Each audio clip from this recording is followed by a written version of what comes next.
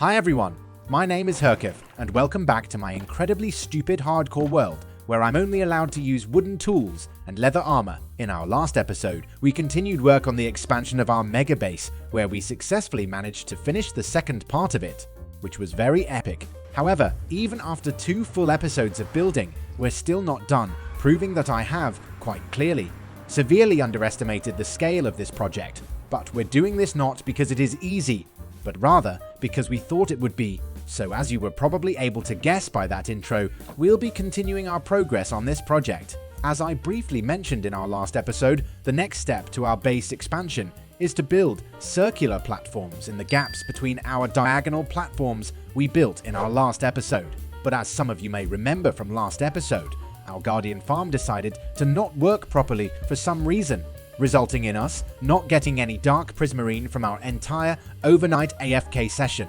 effectively rendering it about as useful and productive as my life in general. So we're starting this episode off by going AFK at our Guardian farm once more in hopes of getting enough materials to finish this project once and for all. And once we had completed our action-packed and exhilarating AFK session, I arrived back at our storage system to make the soul-crushing discovery that we got less than 6 shulkers of dark prismarine. However, my crippling addiction to this game, made for literal children, didn't allow me to AFK for any longer, meaning that I had to come up with a design for our circular platforms that didn't use as much dark prismarine as the other parts of the expansion. So I decided to build them out of normal prismarine blocks, as we had just short of a double chest full of shulkers of it, which I thought would probably be enough to build the aforementioned platforms. And with that, I marked out the middle block between the diagonal platforms we built in our last episode, which would come to serve as the center of each circular platform. From there, it was just a matter of building the outline of all of the circles, to in turn connect to the bottom of the ocean. And this was just as fun and effortless as it always is to build circular things in a game made out of literal cubes.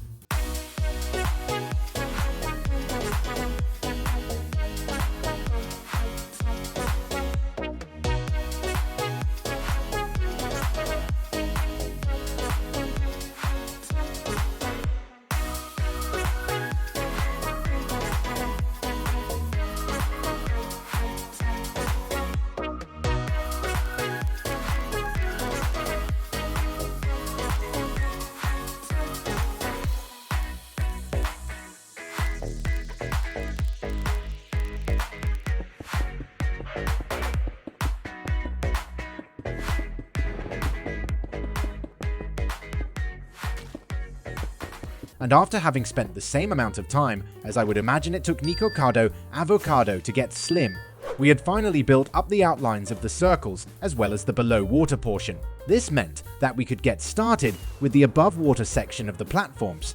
My almost frighteningly clever plan for these platforms was to replicate what we have done for the pointy platforms where our main buildings are, by adding full sea lantern lines surrounded by a frame of dark prismarine. So I got back to building once more.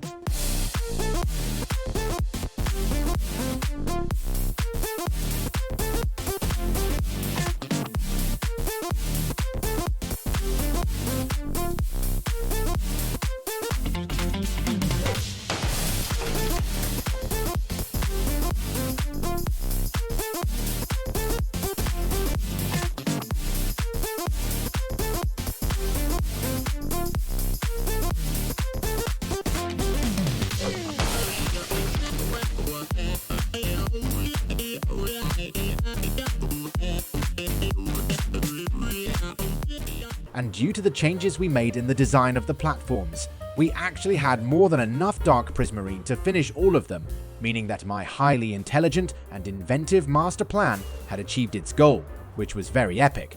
In fact, we actually had a decent amount of dark prismarine left over, meaning that we would be able to add some smaller additions to our base in the future without having to spend a titanic amount of time AFK. But now that we had dealt with the platforms, I decided that it might be a good idea to get my act together. But since I am significantly too lazy to do that with my real life, I decided to do it in Minecraft.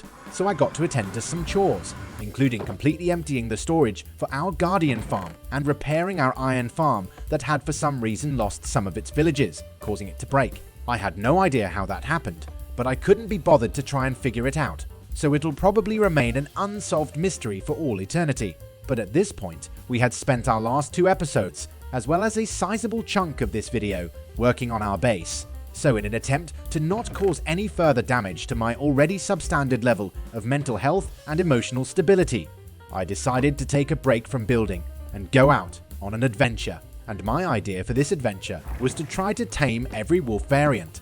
However, I had absolutely no idea how the new wolves worked, whether it was biome specific or if it was random like cats. But after a quick Google search, I found out that there are currently 9 different types of wolves, where the type of wolf spawning is biome specific. So I flew over to our starter base, as there were both normal and old growth spruce forests right at our doorstep, which covered 3 out of the previously mentioned 9 wolf variants. However, after having spent enough time to write a 500-paged fanfiction of Hagrid and Dumbledore, I gave up on my search in the old growth taiga and decided to carry out yet another Google search.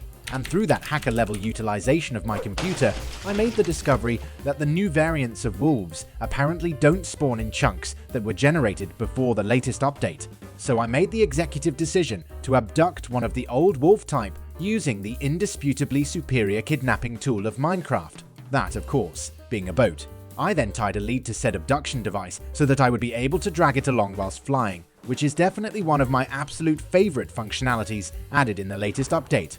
However, when we got back to our base, we had to find a way to generate new chunks, so I decided to fly past our stronghold as I hadn't gone too far beyond it, meaning that we would be able to generate the new chunks where the new wolves could spawn. I know, groundbreaking concept. But anyways, it didn't take long before I managed to find our first new wolf variant, which was the rusty type. And just like we did with the first wolf, I opted for the boat strategy to get it back to our base. I then set off once more to find our next kidnapping victim. Though rather shortly after having set off, I stumbled upon a pillager outpost with scarecrows, which I happily seized.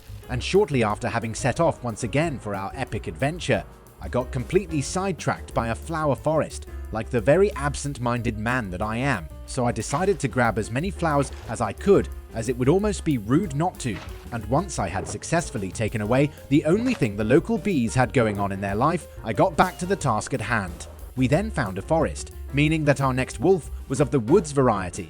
However, as I was flying back to our base with our brand spanking new wolf, the lead started breaking randomly for some reason, which was rather frustrating. But apart from that, the task was rather straightforward. I then repeated this process for the next 2 hours, 16 minutes and 5 seconds, which led to us achieving the advancement, which was very epic. However, as I was seizing the last wolf we needed, I remembered that Arctic foxes exist and that they're quite neat, or at least neat enough to abduct.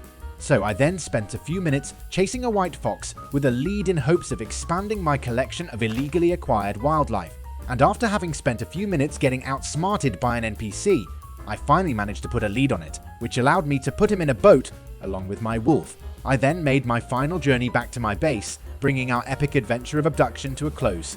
And once I had arrived, I made my way down to our villager trading hall and bought myself a name tag, as I had absolutely no idea if being on a lead prevented the fox from despawning, and I wasn't particularly keen on the idea of flying back to grab another one. So I made my way back to our fox and named him Gilbert. However, even though we had completed our adventure to get all of the wolves, I still didn't feel particularly keen on resuming progress of our base. So now you might be wondering what kind of adventure I could possibly have conjured up for us next. And the answer to that is actually an answer I've given before. My plan was to enter the Nether and acquire netherite.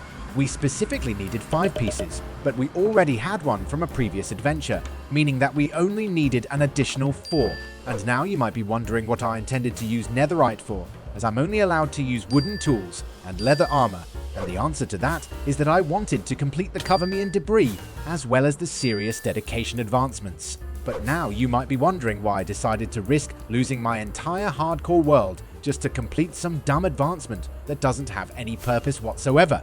And the answer to that question is something I'm rather curious about as well. But anyways, I got onto risking my life for reasons unknown. And now might be a good idea to mention that this is exactly how I lost my last hardcore world, as I got absolutely decimated by a bunch of magma cubes. So the probability of me perishing during this adventure is relatively high. However, that was all I had time for in this episode, so you will have to come back to our next episode to possibly witness me losing my hardcore world. So there we have it, the 19th episode of our incredibly stupid hardcore world.